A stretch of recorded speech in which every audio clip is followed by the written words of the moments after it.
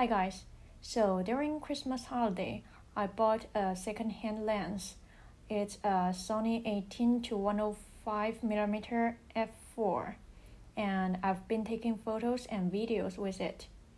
In this video, I'm going to share with you some of the pros and cons of this lens combined with Sony ZV E10 camera. Today's video is more about the lens than the camera, so if you want to know more about the ZV E10 camera, I've made a video about that along with Sigma 16mm f1.4 lens. Just in case you haven't watched it, I put a link up there. Now let's get started.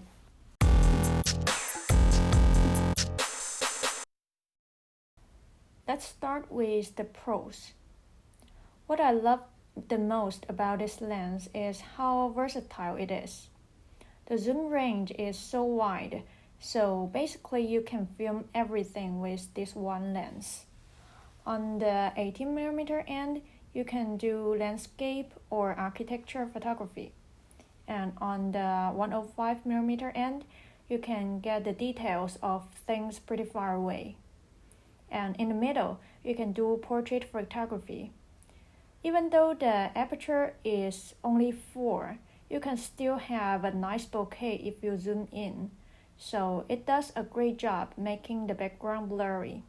Another thing that I want to mention is that when you zoom in, the lens is doing it internally, so the size of the lens will remain the same.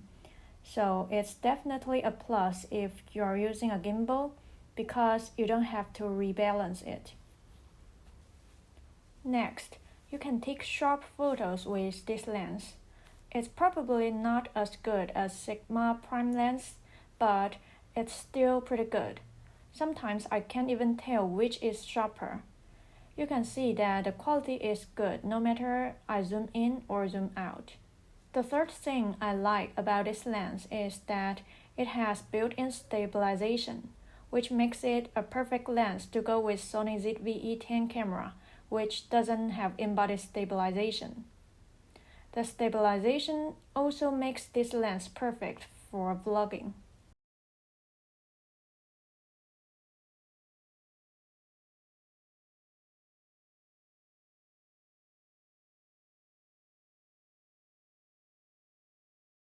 The next thing I like about this lens is the power zoom function. The power zoom button allows you to zoom in or zoom out gradually at the same speed, so you don't have to do it manually.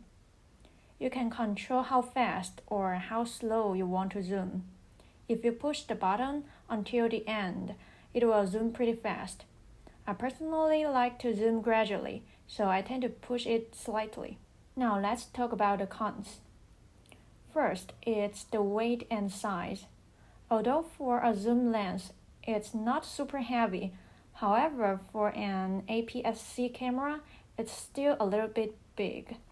It weighs 427 grams, so it's a little bit bigger and a little heavier than Sigma 16mm lens. But for a zoom lens that has such a wide range, you really can't ask for more. The second thing I want to complain is the minimum focus distance on the wider side of the zoom. It's difficult to focus if the lens is too close to the object, but if you step back and zoom in to about 60 to 70mm, you can still get a clear image.